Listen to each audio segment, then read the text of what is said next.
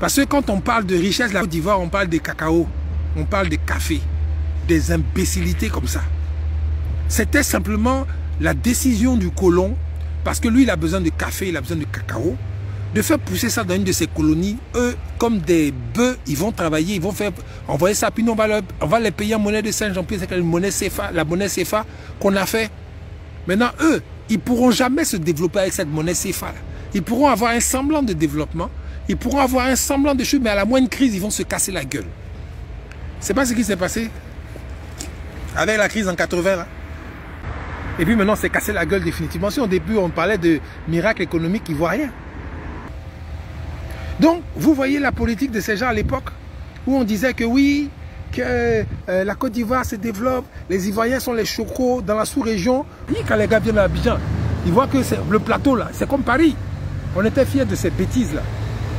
On se croyait supérieur aux autres.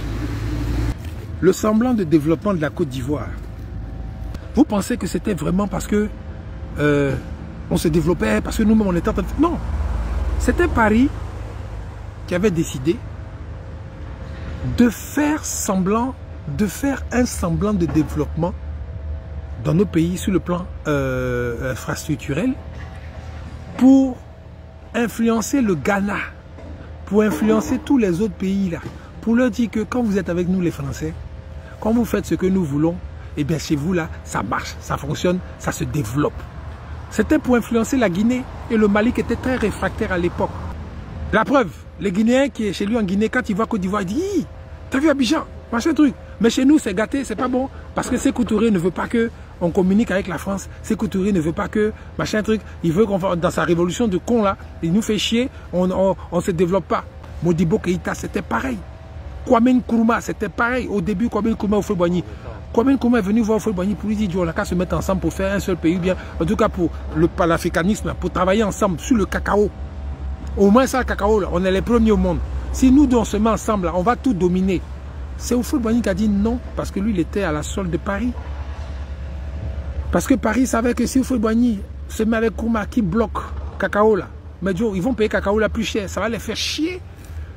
Si la Côte d'Ivoire, le Ghana, le Cameroun se mettent ensemble sur le cacao, on a 70-80% de la production mondiale de cacao. Et nous pouvons avoir des prétentions dans la fixation des prix de vente. Bêtement comme ça, on est resté divisé entre nous Africains. Bêtement comme ça, on a favorisé les intérêts de l'étranger, du colon, sur nous. Et aujourd'hui, on s'étonne qu'on n'est pas développé.